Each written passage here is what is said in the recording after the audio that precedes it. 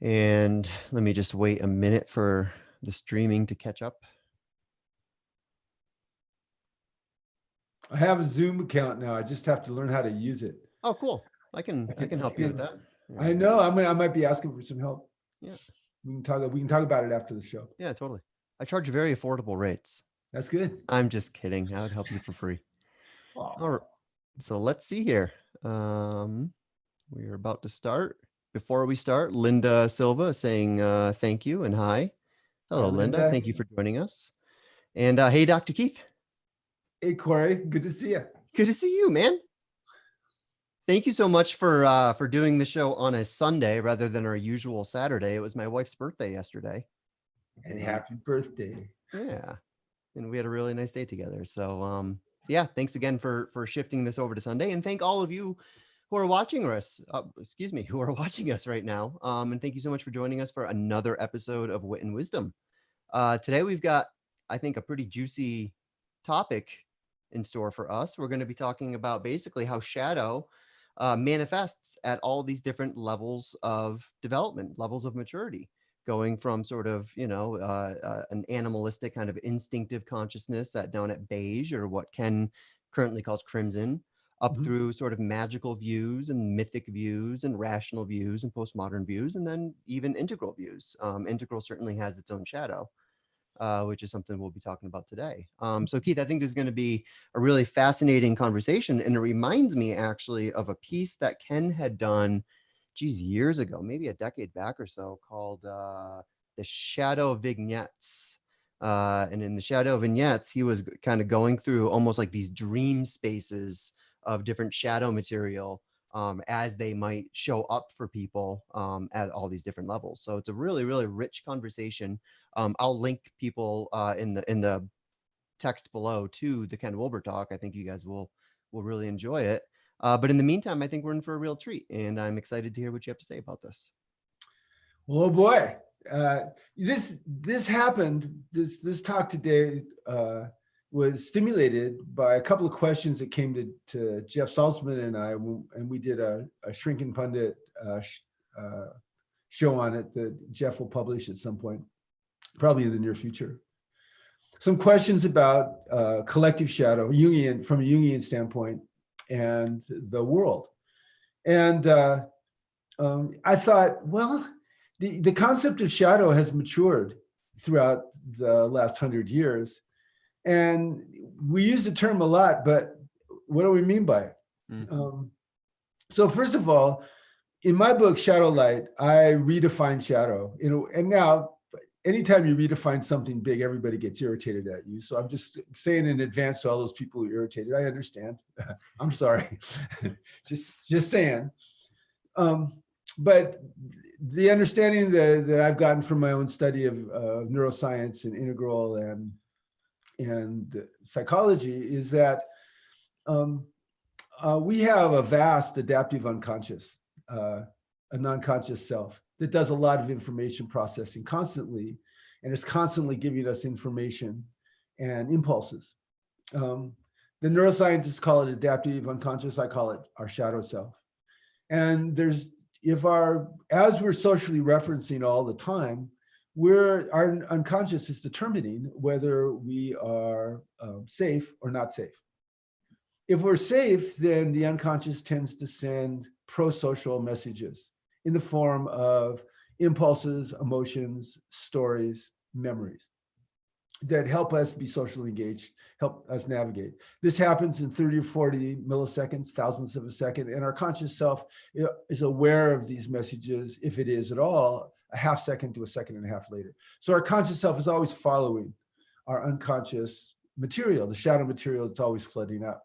If our nervous system determines that we're unsafe, then it will generate more primitive states, emotions, feelings, thoughts, perspectives, and memories designed to protect us. And with another person, those states tend to objectify other people and give us rationalizations to attack them or exclude them or withdraw from them. And that's destructive shadow. And this is the great human gift. The universe has been waking up to itself ever since the Big Bang. And here we are, the universe waking up to itself. And that level of awakening that we have is so absorbing that we tend to forget the fact that that conscious awareness is on top of a vast pyramid of unconscious drives and instincts and unconscious material, a lot of it organized, very coherent, that is constantly guiding us and influencing us. Most of us know the difference, if we look at it, between social engagement, constructive shadow, feeling generally balanced and coherent and positive about the world, and destructive shadow, where we feel like we have to defend ourselves in some fashion or promote ourselves in some fashion. But there's always areas where we're not aware. And those areas where we're not aware is where the suffering of the world comes from. Okay, so that's how I understand shadow. Now, there's a lot of previous understandings that are all accurate. And I want to spend a little time going through them because I think they're relevant. Mm. The first one was Freud's. Freud's biggest contribution, perhaps, was the idea of the unconscious. Up to that point, basically had been consigned to religion and to spirituality. And Freud wanted to come up with a secular, scientific, it was pseudoscience, but it was still, you tried to have a secular scientific understanding of interiors. And he thought that the unconscious was this vast sea of libidinous impulses, destruct, sex, that kind of stuff, that were kept in check by the superego, which was our interior moral constraint, and our ego that was trying to negotiate between being in the world and being a civilized person and all these primitive impulses. A little bit of a depressed perspective. And one of his students, Carl Jung, felt it was incomplete. And he was right, it was incomplete. Carl Jung, son of a minister, less depressed than Freud, realized that there is positive stuff that comes up in the form of dreams. And not only that, the cultures have forms, archetypal forms that appear in every culture. And that these forms guide cultures and reflect cultural proclivities. And so he was bringing spirituality back into the idea. And Freud, in his libido theory, believed that there was suppression and repression and then projection. You project your dark stuff onto other people. But Jung systematized it, and that was his idea of shadow. Jung said we avoid and suppress the evil in us. And he used that word evil, which it was an amber word. And he was from a green and teal consciousness a lot of the time. And he was comfortable with the amber idea of evil. We suppress the evil in us. And we project it out onto other people that we're threatened by, and then we want to attack them or exclude them. From a more modern standpoint, if there's parts of us that we don't like, we want to deny that. We want to suppress it. We want to dissociate from it. We don't like it. We're frightened of those parts. We're ashamed of those parts, or we're angry at those parts. And so when we get frightened, ashamed, or angry about somebody else, we'll tend to project that part of us onto them and objectify them so that we can attack them or exclude them or withdraw from them. And this was Jung's idea of shadow on the individual basis and on a cultural basis. He realized intuitively the neuroscience hadn't been done, the genetic research hadn't been done, the evolutionary psychology hadn't been done, but Jung had an intuitive understanding of everything. And Jung realized that there were larger forces at work that were coming through groups and cultures. And since then, of course, we know that when people are together, their states are self-amplifying for positive or for negative. And that we have an instinct called kin selection in our evolutionary armamentarium, where we want our group, what we identify as our kin group, to outcompete other groups and not be threatened by other groups. Well, you put those things together, and what you have is groups, sometimes cultures. If they're denying some part of their own violence or their own evil or their own darkness, and they're frightened of it or they're angry at it or they're ashamed of it, they will project it onto other groups. And there was a famous interview with Jung 3 days after Germany did their unconditional surrender. And he was talking about the collective shadow of the German people. And he said, if a German came to him and didn't feel personally ashamed and responsible for what had happened, that he couldn't treat him. That people had to take personal responsibility for what they had allowed and what their culture did. And this is very relevant to us today as America is engaging in destructive behavior around the world in many ways. So Ken, when he wrote Integral Psychology and Integral Spirituality, he added stages to this, not to mention state stages. Okay? You know, Ken recognized that one, that we take stuff that we don't want to identify with and we make it an it. It's not me, it's it. And that then if there's somebody else around and we project it onto them, it's a you. And then what we do if we continue to do the work is we go, wait a minute, there's a reflection of me in there, and then becomes a me and a mine. And that's how integration and growth happens. And not only does it happen like that, it happens in every value meme. People are going to have different rationalizations for why they exclude and objectify and attack.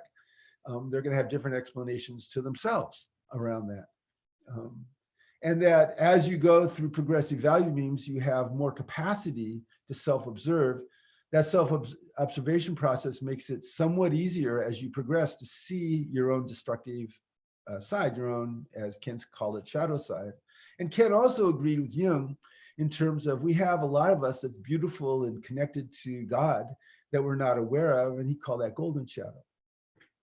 Well, the neurobiologists in Decade of the Brain in the 90s began to have the capacity to research consciousness.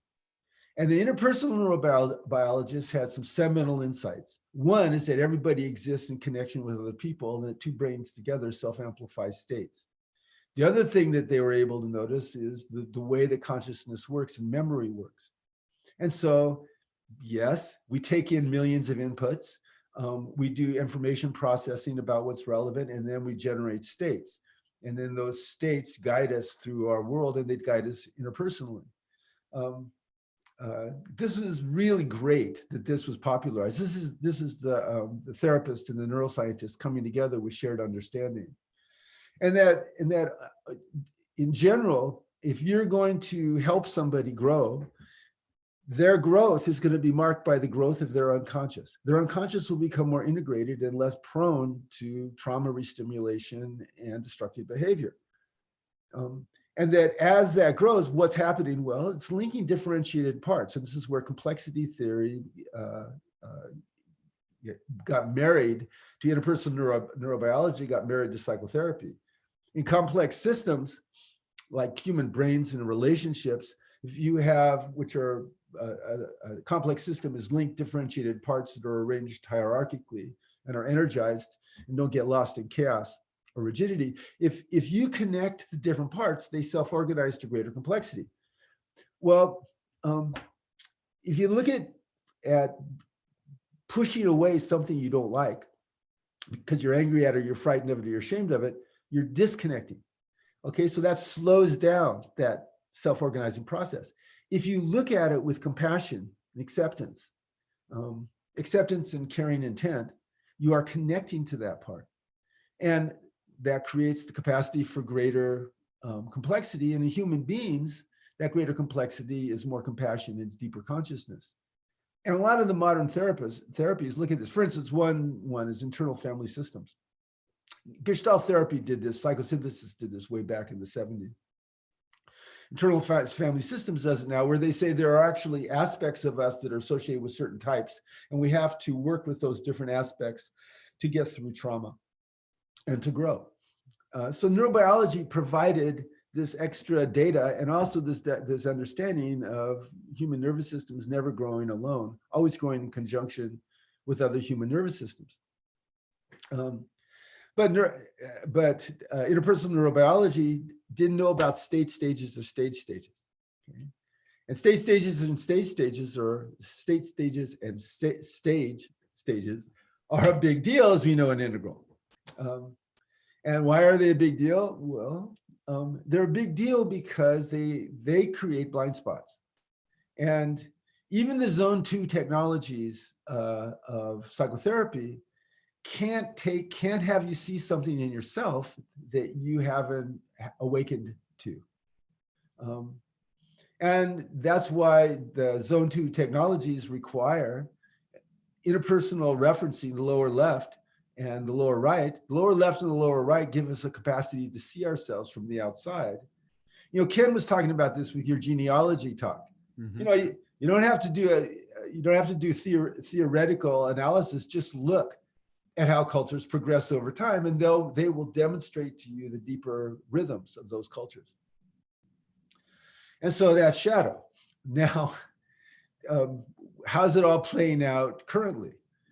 Well, it's all playing out currently because all of us, when we're threatened, have destructive shadow impulses that come up through us. And Jeff and I talked about this a whole lot. And the way that it comes up and the way that the destructive shadow happens is it goes to a more primitive form of defense, because defensive states tend to be programmed starting before birth, and a lot of them are in place by 3 and 4 and 5 years old, and then they're elaborated. And these involve amplified emotions, heightened arousal or dissociated arousal, distorted perspective, destructive impulses, and diminished capacities for self-reflection and empathy. The circuits for self-reflection and empathy close down. And this is why in psychotherapy, good psychotherapists will instinctively, either consciously or unconsciously, take people's arousal level to a level where they're able to self-reflect. If say you get so upset that you're in high beta, alarm, anxiety, you're not really able to look at yourself too much. Or if you're so dissociated that you're not really able to be aware of your body. Okay, in those places, you're not going to be able to see destructive material coming out. So interpersonally, what happens in psychotherapy is you regulate people to generally alpha states where they're engaged, and then go into the more destructive behavior and kind of look with interest at the distortions, looking for deeper truths. Now, you want to do that on an individual level. You also want to do it on a social level. Okay? And so where do we see this? Well, let's take Trump supporters. Okay, anytime I use the word Trump supporters, there's a part of me, of my destructive shadow, that's coming out. Because what I'm doing is I'm painting millions of people with one brush. And I'm unconsciously relating to them in a way that excludes them and does a certain kind of violence to them, looking at them as being clueless or stupid or destructive or vindictive or all the kind of things that is not generally true of almost all those people. Almost all those people are good people, like most people, trying to do their best. But in their value memes, they have been, to a certain extent, caught up in collective states that have allowed them to objectify and do violence to other people. And as we know from the spiral, of course, red and amber do not cooperate unless they're externally constrained. Even orange doesn't, orange would ideally take over the world like Amazon. But if you provide constraint, you can't take over the world, Jeff Bezos. He'll go, okay, let's make a deal. I'll take over as much as I can. I mean, orange is more negotiable.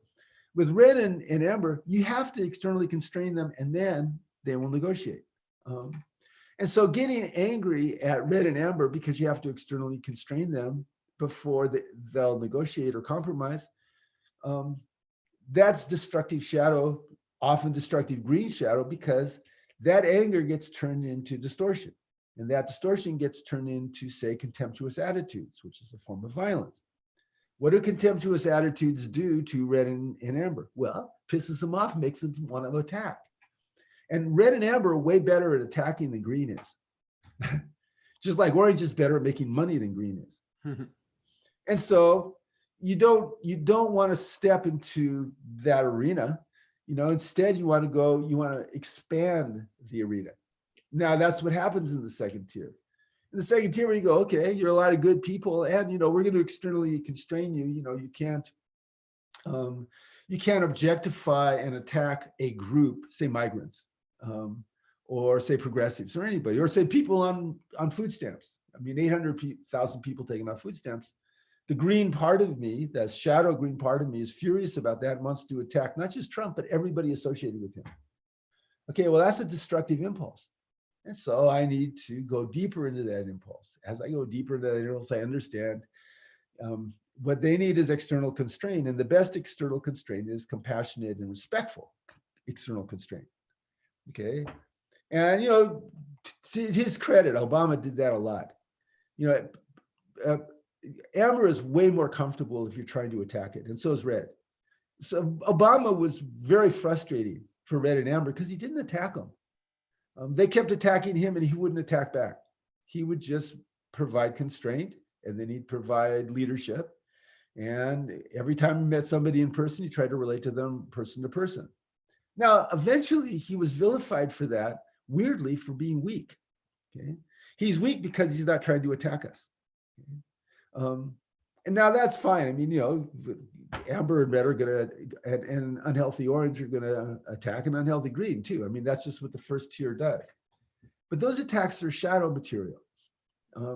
There's stuff in us that we've repressed or we're ashamed of or we're guilty about or we're angry at. And we get a little bit threatened by somebody, or we're encouraged through shared states to be threatened by somebody. And then if we have a leader that says, yes, this is how we're threatened, and yes, this is how I'm going to attack the part that's threatening us, we'll go, yeah, that's great. And that's basically every right-wing rally over the last 35, 40, 50 years. Get together and talk about how we're threatened by progressives, and then we talk about how we're going to screw them. And we make fun of them and are contemptuous of them. Everybody laughs and has a good time and goes home feeling good. That was a great rally. Okay. So that's very powerful. Green can't do that. Green has to go to teal and come up with something else. And what do? Well, you inspire people. You have people have radical inclusion. You say, Trump is an American citizen. People that support him, they're American citizens. They're my fellow citizens. I want to help them. Now, what that does is it dialyzes to a certain extent the destructive green shadow in me that wants to heap contempt on them. And so let's just do a little experiment with this. And everybody who's listening, you can do this also. Think about somebody that you're pissed at, that you don't like. Okay, we've been using Trump. I'm going to use Trump because he's easy. Okay, just think about it for a second. Okay, now we're going to look at shadow through the value beams. All right, so I'm going with Devin Nunes.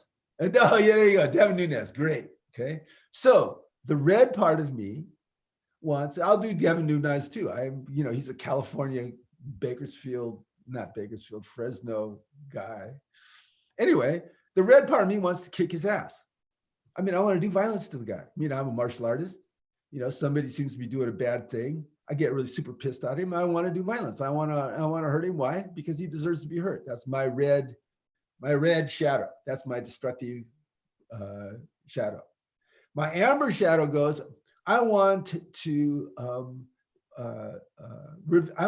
expose him for being a moral hypocrite, and I want him to get excluded.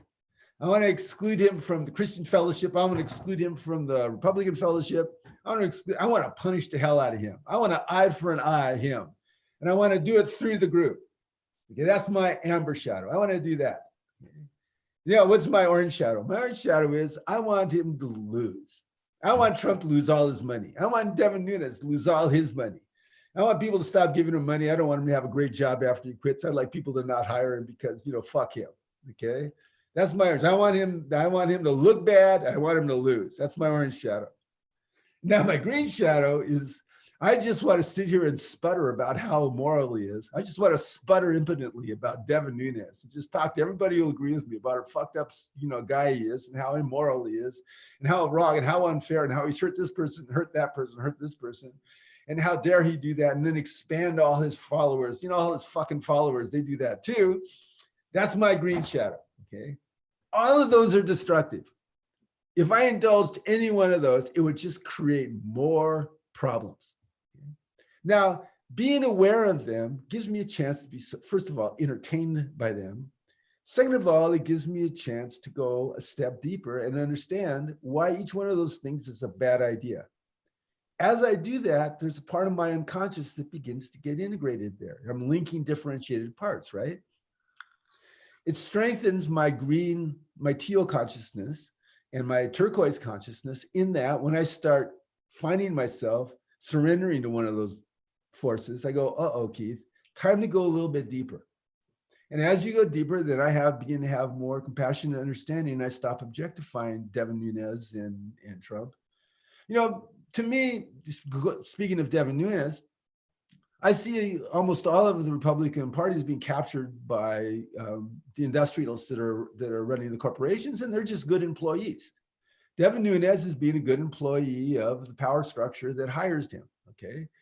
And Trump's just being an expression of a manipulatable red figurehead for all of the industrialists that are running everything, extracting from everybody and need to be constrained. Why? You got to constrain red, amber, and orange, and then they'll do good things if you constrain them. They'll cooperate. And so, yeah, he's being a good employee. Okay, so he's like a virtuous member of the secret police in East Germany. You know what I mean? He's doing his job. So now that doesn't make me like him particularly, and certainly not admire him. And certainly if you allow yourself personally to engage in violence towards other people, you are degrading your spirit. And that causes a lot of problems. It's, the people probably, I haven't talked to any Navy SEALs, but the people who are probably most pissed about Trump pardoning those Navy SEALs were Navy SEALs. Yeah. Because they know that their moral purity is what keeps them together. It's what keeps them different from the thugs around the world. That they have an intense brotherhood of basically holding each other and themselves to higher standards. Because if you're gonna be the instrument of violence of a culture, if you don't have that, you're lost. Okay. They know that. The ones that I've talked to have been beautiful that way. Why? They all had to explore in their training their destructive shadow to do violence for violence sake. And they all got the knowledge. You don't do that. You do the violence as necessary and you do it respectfully. Okay? And anything beyond that is causing more problems.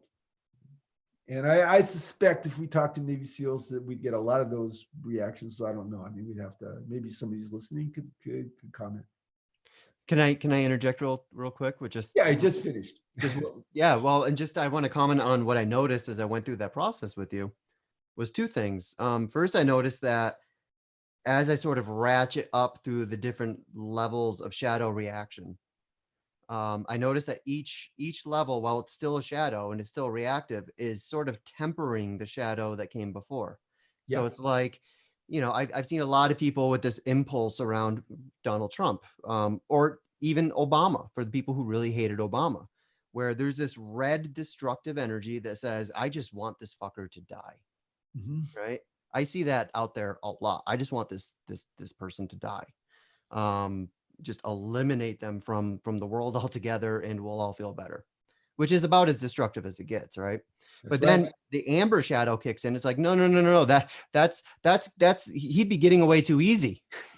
I want to see him held account to the law, right? I want to see the amber law come crashing down and for this person to be punished in a virtuous way. I want them to be punished.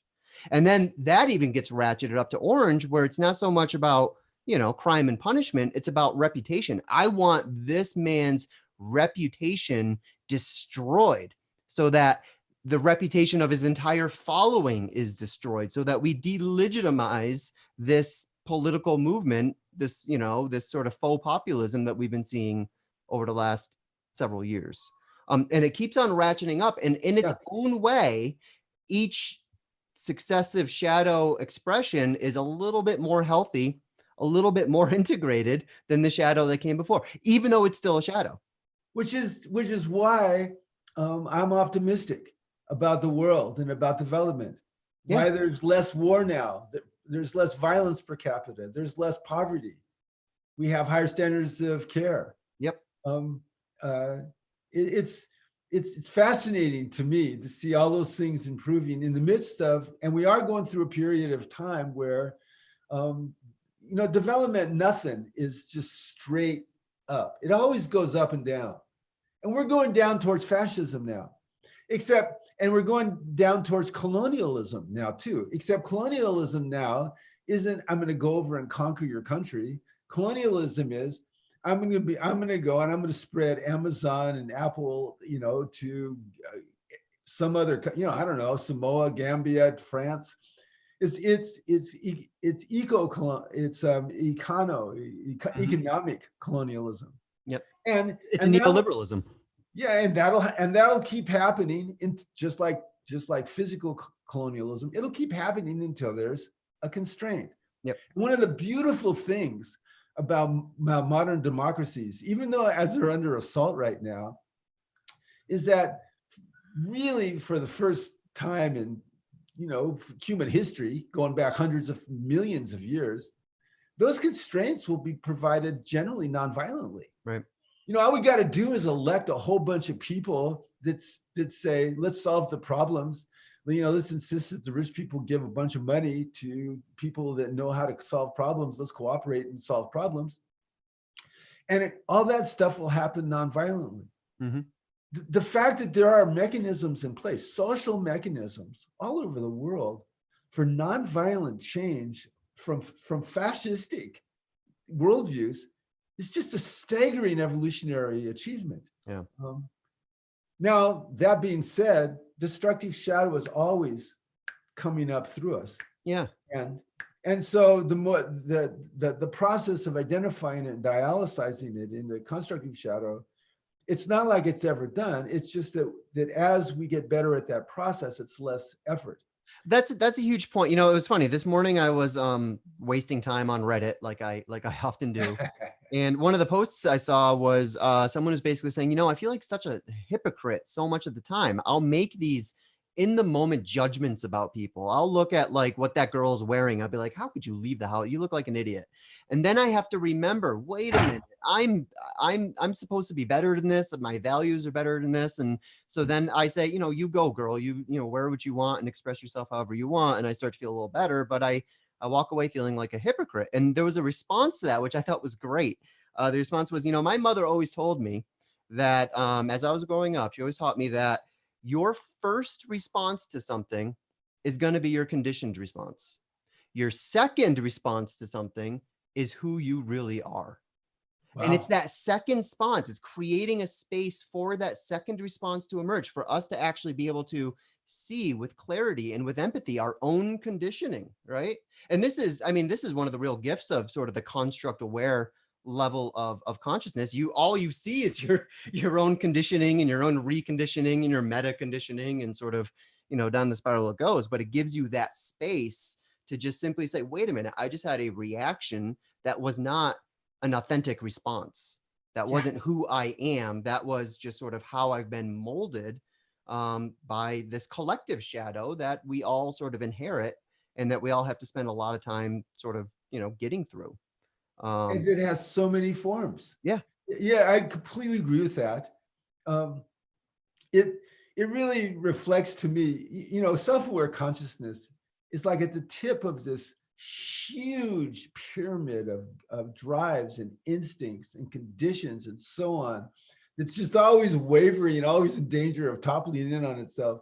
And conscious awareness can guide. And that capacity of the wise witness is central to all the psychotherapies, central to all the spiritual traditions, even the somatic ones. The somatic ones are teaching it on a more global level, not just aware of what I'm thinking, but I'm aware of my posture, and I'm aware of my tone, I'm aware of my gaze, I'm aware of where my attention goes, I'm aware of my levels of arousal. Mm-hmm. Awareness regulates. Right. And also, if we have an integrally informed framework, it also guides us in terms of what's more or less healthy.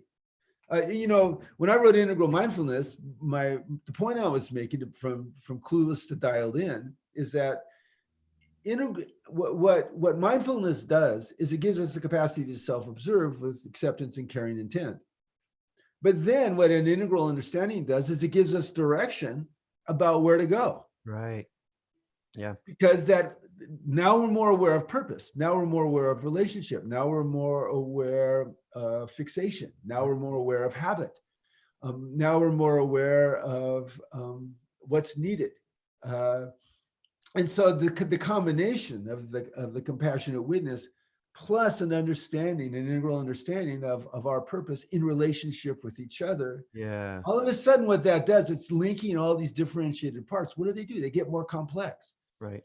And that leads us to turquoise. Yeah. Turquoise is where we get that flavor of community with other like-minded, self-aware people, and just we want to hang out with them and make good things happen. Yeah. I don't there's the destructive shadow that looks where people join together to do horrible stuff, to exclude, and it's always the same pattern. Mm-hmm. There's some kind of threat that causes me to objectify another person, where I have an impulse to do violence to them or exclude them, and I surrender to that rather than examine it and look for deeper truth. And that's that self-awareness to always examine and look for deeper truth. You'll find them. Right. And, and that causes us to grow. And so that woman, that mother really knew what she was talking about. Yeah. That was some good She's going, eternal wisdom there. Yeah. Your unconscious comes up. So don't act on it. Look at it. Yeah, that's right. And she was assuming, by the way, that when you looked at it, you would bring your moral standard to bear and then do something that's more moral. Now, she probably didn't know that she probably had 4 or 5 levels of moral programming, each one that was answering. But integral gives us that awareness, and we can always choose our forward edge moral, which is more morality, which is more relativistic and more world-centric. We can always say, I want to reference this to my forward edge of morality. That's going to guide us. That's integral mindfulness. Yep. Yeah. And when it comes to these conditioned responses, it's tricky. It's kind of like when you're saying Carl Jung going into Germany, he wouldn't work with people unless they were willing to say, no, I had some personal investment in this. So there's sort of this needle that we thread where, what I like about that sort of wisdom we were just talking about is it helps you be a little bit kinder to yourself and a little bit kinder to your conditioned responses. You can just go, oh, that's just my conditioning, but that doesn't exempt you from being responsible for your That's responses, right? So, I mean, yes, okay, now you're having a conditioned response, which means it's your responsibility to bring more embodied awareness to it and to, do whatever you can to sort of recondition yourself so that hopefully 5 years from now, your first reaction is going to be somewhat different than it was today. So it doesn't get you off the hook because, I think one of the important points here, Keith, is that even though we're talking about, it sounds like we're creating almost this antagonism between sort of like wise and compassionate witness on one side and this sort of aggressive dark shadow on the other. And, you and I have talked many times about how sometimes if you're standing in front of an asshole and you do the 3-2-1 process, by the time you're done with the process, at the end of the day, you're still standing in front of an asshole. All you've done is taken back their ability to really provoke you and to trigger you and to get you into a reactive space rather than a responsive space, which is the other thing I noticed as I was doing that exercise with you is that, it's like at the red level, when I go through that sort of shadow and I try to look at the shadow and tease it apart, that red anger doesn't go away. It's just sort of organized and becomes cleaner. It becomes a little less vindictive. Maybe I'm able to pull a little bit of my own vindictiveness out of it and see how appropriate that response really is in certain contexts for certain and necessary.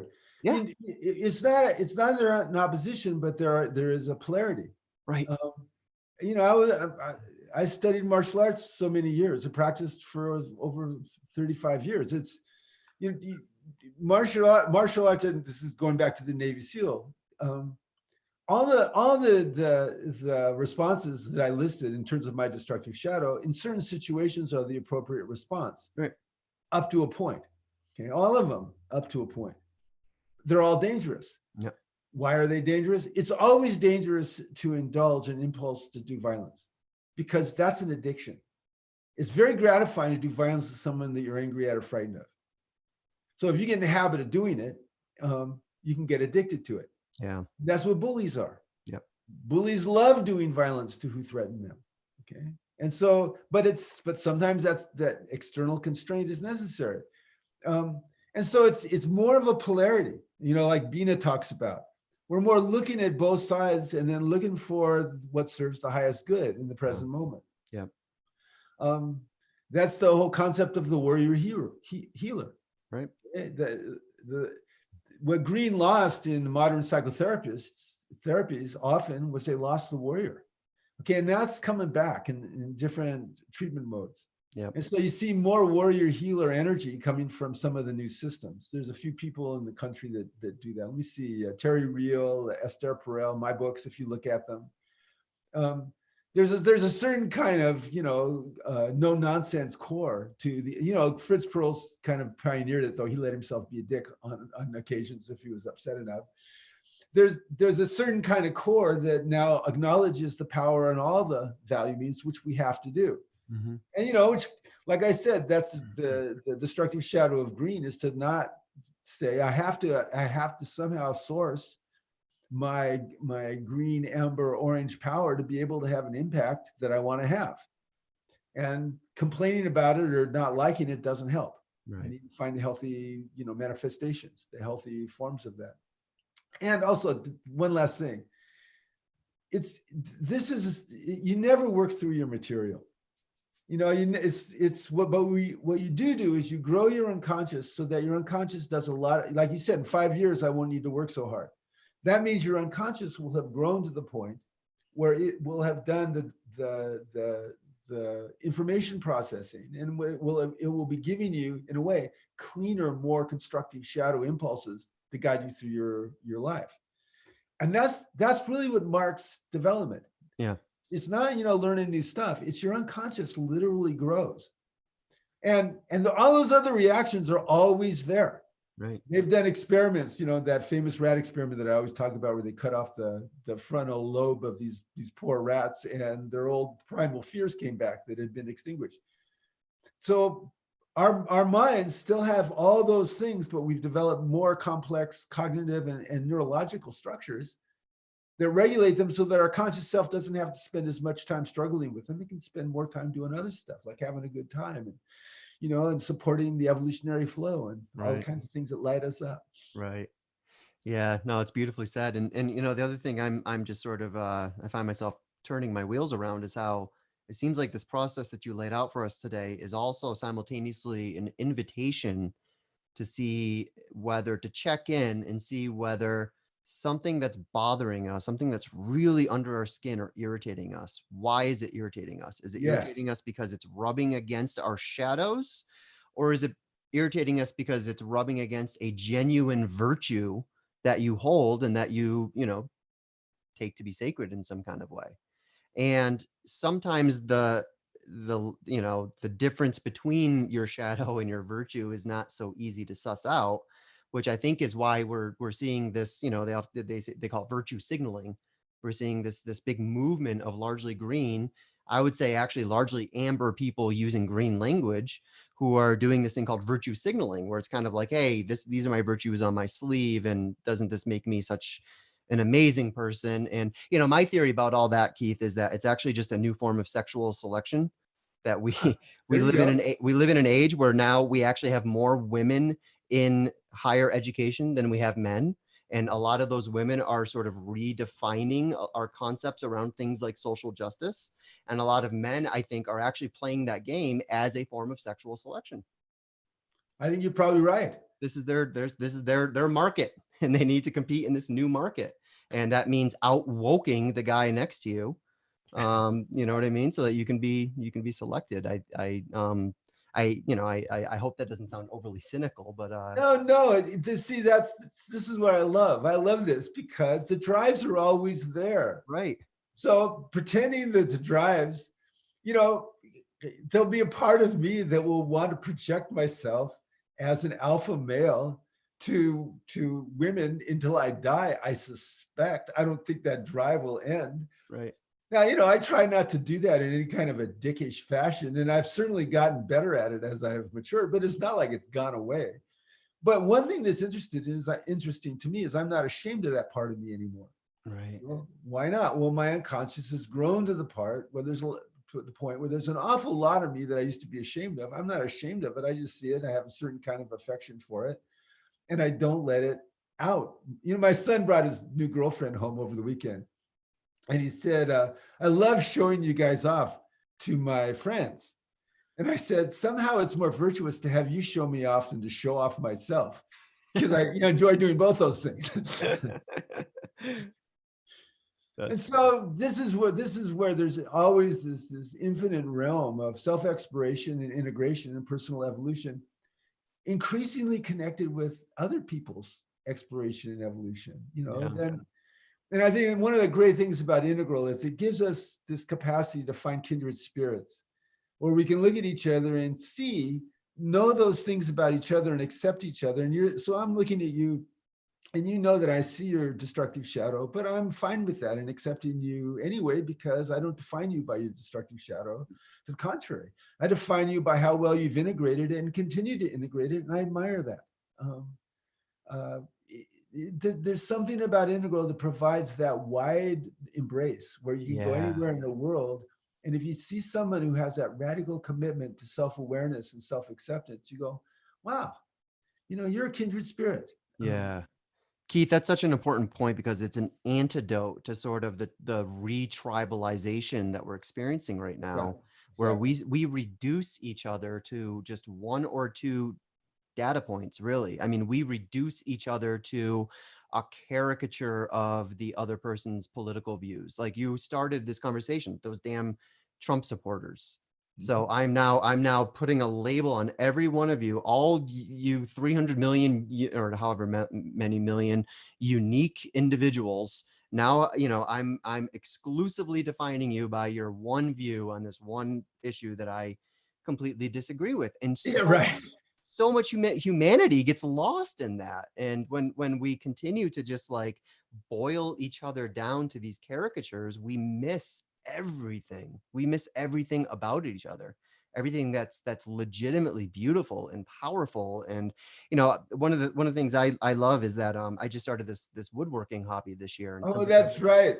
I That really was a put myself beautiful thing into. you showed me before we started. Oh, thank you. Thank you. And one of the coolest thing about this is, particularly the type of woodworking I'm doing, which is using a CNC, which is like it's like a router, and your computer tells it where to go. So it's this really interesting sort of intersection between kind of classic, more agrarian level woodworking and sort of this informational engineering stuff.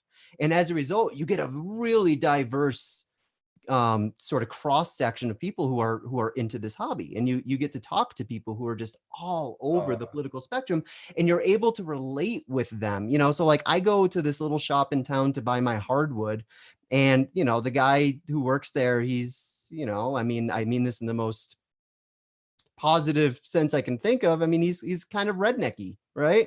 But he's such a nice. I mean, I go in there and he talks about how he shot a rabbit in his yard this morning and ripped it up and turned it into a stew. And I'm just like, that is so Sure. not my life, but I still love being able to have this conversation with you right now, and that we can just connect over how pretty this wood is. It just opens things up when we are able to look beyond sort of these caricatures that we create for each other. Person to person. So Nina, somebody has a question. So let's Nina's go got a there. great question. She says, how do we learn these better responses to each of the levels of development? I have boomeritis and want to grow out of it. And I would say, Nina, the very fact that you can you can say that I have boomeritis means that you're bringing some embodied awareness already. And that's a good start.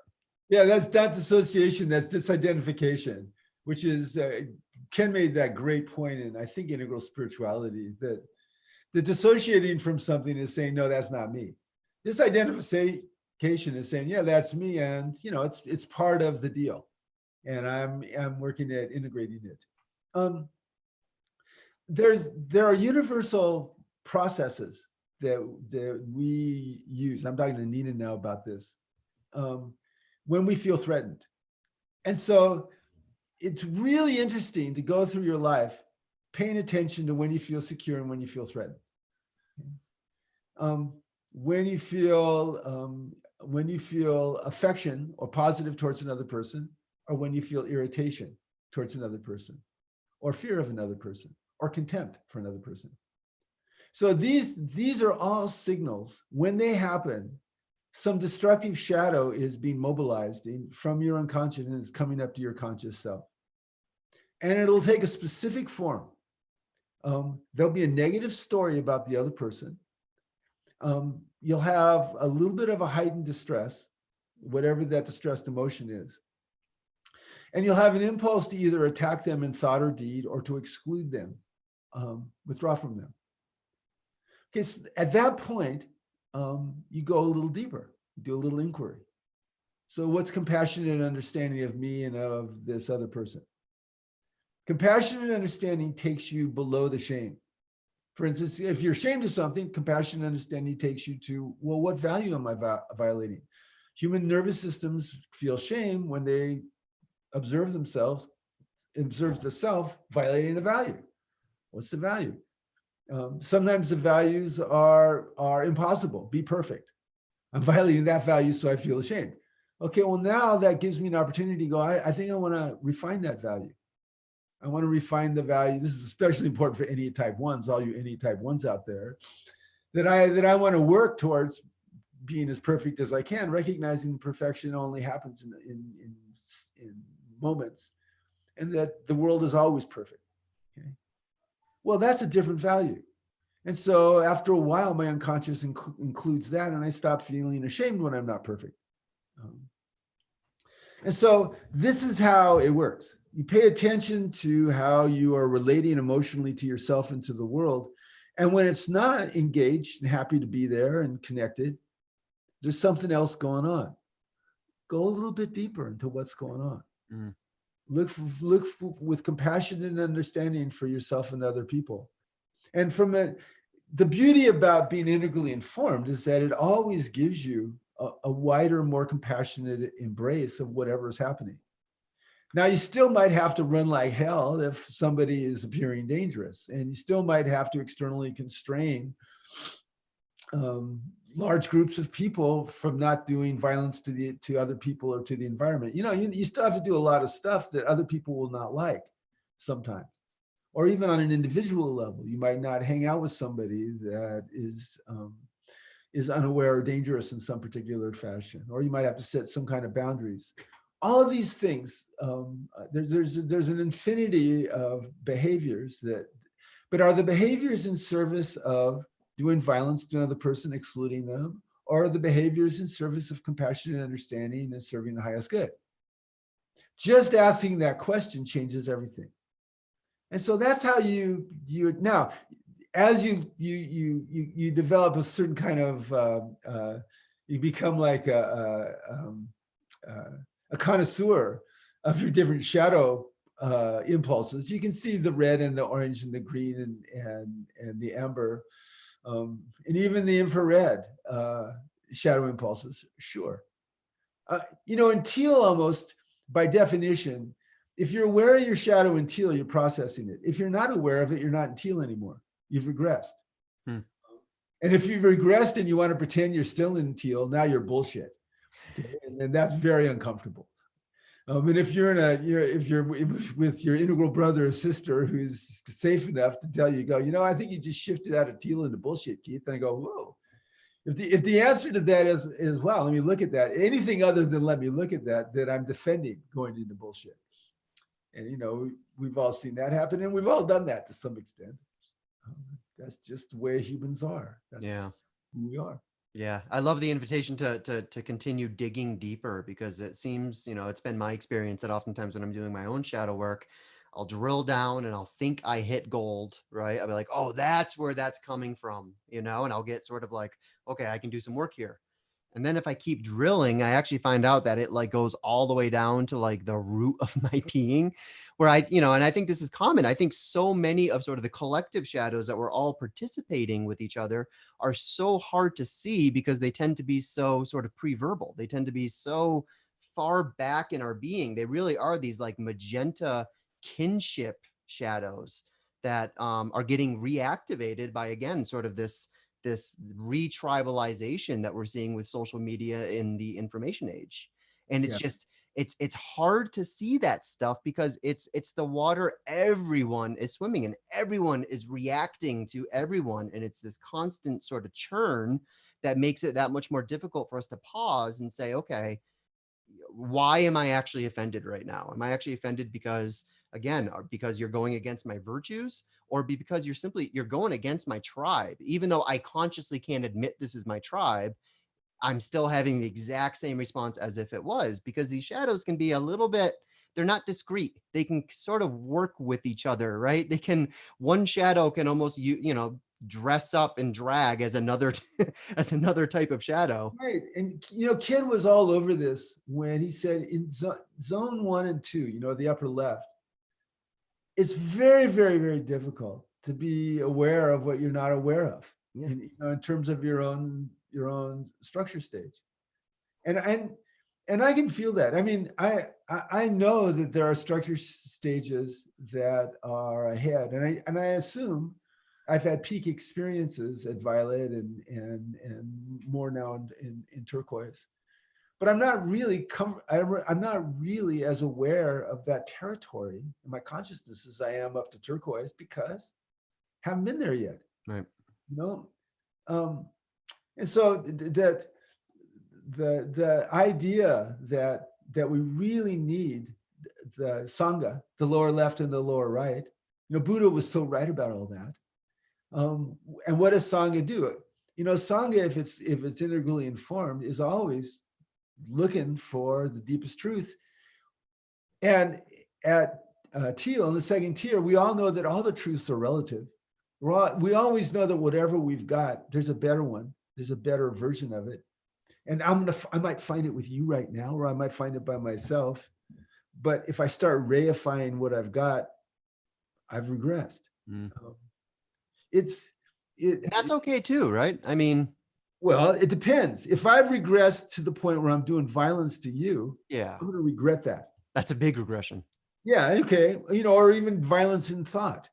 Or if I regress to the point that I'm doing violence to myself, as many of us do with shame and with guilt and with regret and all those other things. Yeah. Ronnie Ware's book, The 5 Regrets. This is the violence that people on the edge of death did to themselves, regretting things that they weren't. And what are the regrets? I wasn't more purely myself. I didn't connect with my friends. I didn't do what I wanted rather than what I thought other people wanted. They're all about the liberation of human spirit through personality and through ego and so on. Mm-hmm. And what is that? Well, if it comes from a foundation of radical acceptance, and radical acceptance means I got destructive and constructive stuff coming up all the time. And I can't stop the destructive stuff, but I can be aware of it and dialyze it and turn it into constructive stuff. And that's my job as a human being. That's my job as a member of a fellowship, and in the lower left and the lower right. Yeah.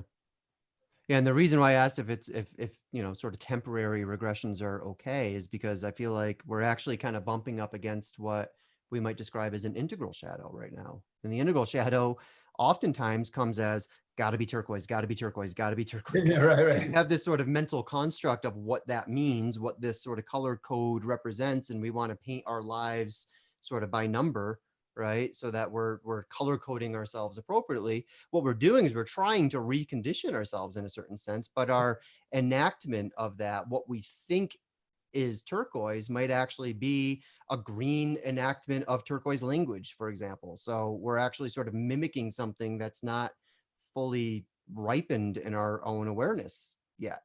Well, and also radical acceptance means that there's a healthy version of everything. Right. I mean, martial arts is a real healthy version of red. Yeah. Okay? I don't know. I'll probably spend the rest of my life never get into a street fight. But if I get into a street fight and, if I'm lucky enough to survive without injuring myself and so on, I don't think I'm going to feel too much guilt about whatever I do to whoever has messed with me. Right. There's such power in amber ceremony. I mean, such power that, I love that. I'll go into a ceremony and I'll see the sacred icons and I'll hear the ancient words, spoken in whatever the language is, whether it's, it's Tibetan or Latin. And I can feel myself being moved. I can feel that evoking that shared state of connectedness with spirit. I love that. Yeah. Now, so the regressions happen. Why? The regressions happen when there's some part of us that feels threatened, and instead of examining it, we're kind of going with the destructive impulse, which, we're going to do once in a while. I mean, it could be really silly. It could be eating a donut. Okay. There's a donut there, right? I go, that's not found my Achilles heel. I'm gonna have trouble sleeping if I eat this fucking donut. And you go, who cares? I'm gonna eat the donut. Like so. At that point, I'm not in the second tier eating that donut. I don't think. I know it's bad for me. I know I'm gonna feel bad later on. I'm gonna eat the fucking donut anyway. And okay. Um, or getting competitive, or I don't know. Somebody reads one of my books, they say, "God, that was a great book," and I feel this glow of pleasure. Well, that's just pure ego right there. It's like, yeah, great. My orange is coming out there. Well, I just won something. Somebody likes my book. That's not going to stop. But Bina taught me a trick, Keith. If you want to take any of those impulses and make them integral, just establish them as a polarity. That's right. She's right about that. And, the minute you do that, then you're like, oh, okay, I do have to focus on my own sort of development and growth and all of that. And I need the other side of that polarity, which is just the space to be and the space to sort of celebrate and to enjoy and to even maybe, invite a little bit of gluttony just for the sake of having pleasure. And so that's how you make it an integral impulse. I'm equally aware of both. It also depends on what type you are. Yeah. Some types can't have the donut or the donuts will kill them. Right. Some types can, just like some types can't have the glass of wine. Right. Other types can. I really love Bina's polarity stuff because it really is an accessible technology of training your consciousness to evolve. Yeah. It's probably the best one I've discovered. And God bless her and Suzanne for coming up with that and teaching it and so on. It's really great. Yeah, I think one of the most, powerful aspects of her teaching is exactly what we're talking about right now, being able to discern whether something that is surfacing for you, being able to discern whether this is actually a shadow itself or whether the shadow is emerging between this and sort of its unintegrated polarity. So like, it's not the fact that I'm doing this thing that is inherently sort of shadow material. It's the fact that I'm doing this thing without any awareness of the other side, of the other pole that is creating shadow. So there's nothing wrong with eating that donut as long as you're also mindful of everything that's on the opposite pole. That's right. That's exactly right. It's huge. Right. So does anybody want to ask any questions? Yeah, well, Nina followed up. She says, thank you. Next book I should read. I would say Shadow Light by Keith Witt. Yeah, I highly recommend my book. Yeah. I recommend all 8 of them. I think that you could have a great time reading those 8 books. Great way to spend December. Oh, she has it already. Awesome. So great. What should she check out after that? Integral Psychology, if you haven't read that already, Nina, it's another really great resource. Integral Psychology is a wonderful book. Yeah, it is. Love that book. And then Nina also says, sounds like this is a comment, all of our parts are at different levels, so we have to bring all of those parts up as a never-ending process. Yeah, there you go. That sounds right to me. That's the way it works. Yeah. It's managing processes. That's what consciousness is. That's right. It's just the concept of working through your stuff was unfortunate in that it gave people the idea, and Freud did the same thing. They gave them the idea that if you do enough work on yourself, then you get to stop doing work on yourself. If you do enough work on yourself, doing work on yourself is beginning to be a way of being. And if it's a way of being, it's not as much trouble because you're doing it all the time. Do we ever need to stop doing it? Well, all the instincts are all there. All the defenses are there. Constructive and destructive shadow will be flowing up for the rest of our lives. And, a lot of it will reflexively handle, and some of it will need consciousness to handle. Yeah. That's just the way human consciousness works, particularly and Jung talked a lot about the collective. One thing that I find very comforting is that I know that there are vast numbers of people that want what's best for everybody and what's best for the planet and what's best for the ecosystem. And I know I'm joined with them. I don't know how I am. The physics of that hasn't been determined yet, but I've had enough experiences that I know that I'm part of that community. And I feel supported by it. And I don't know most of them, but I know they're there. And I know that we have that shared desire to continue to grow and evolve and to help other people do it. And I find that very comforting. Yeah. Yeah, it's beautiful. And before we go, I just wanted to drop a quick plug, if I could. So, and it's actually, I think, germane to what we've been talking about today. So right now I'm working on producing a new sort of a little miniature web course by Ryan Olkey. Oh And yeah, you and Ryan. yeah, and we're calling it Emerge because we really like these one word titles for some reason. So we've got Inhabit as our regular show, and then Emerge is the name of this course. And the subtitle is How to Thrive in a World Gone Mad. And it is basically the idea behind Emerge, which we're hoping is going to be published this week. So keep your eye out for that. Nina, you in particular, you might really enjoy this. It basically is an invitation for us to take a step back and to just basically reassess. You know, every time we move into a new calendar year, we feel this pressure to build this long list of resolutions. And a lot of people, myself included, just stopped doing that years ago because we're so tired of disappointing ourselves. Right? I mean, it's one thing to make a list, it's another thing to actually put that into action and do what it takes to show up as fully as we can, more fully in the following year than we were last year. It's something we all want to do, and we all, I think, struggle with. So what Ryan has done is he's actually put together a really, really wonderful and a really powerful process to help us do exactly that, to help us basically take inventory of where we are, where we've been, where we want to go, and what kind of work it's going to require for us to actually get where we want to go. It's a wonderful course. I've only just begun publishing it. I hope to get it done again, hopefully by maybe Tuesday or Wednesday of this week, and we'll send out a link for everyone to check it out. But it looks amazing, and I hope all of you guys take a look. Sounds great. I have a plug too. In the next couple of weeks, because we talked about secret affairs, and I decided to put out a web course on 100 reasons to not have a secret affair. So in a couple of weeks, you can go on my website and you can buy my web course. And it has 6 classes with all kinds of supporting lectures and material and different chapters from the book that I never published, but I'm putting it out on this course, 100 Reasons. That's awesome, Keith. So if you guys are interested in going deeper into the fidelity, infidelity, secret affairs, love affair, and friendship at the heart of a relationship, that should be out in a couple of weeks. Go to my website, and then also go to my website and join up to my website. You'll get a lot of you get a free copy of Attuned Family and a bunch of lectures and a weekly presentation for 14 weeks. So awesome. there's my plug. I'm psyched to hear you turning it into a course. We'll have to talk about ways that we can collaborate and bring that to the Integral Life audience. Oh boy, let's do that. Let's do Yeah, that. baby. It should be done in the next week or 2. Awesome. Well, in the meantime, Keith, what a great show, man. This has been fascinating. Well, I had a good time. Great job yourself. Good job, everybody tuning in. Much love to everybody, and looking forward to talking to you and everybody else next time. Yeah, we'll see you guys next time. In the meantime, see you later.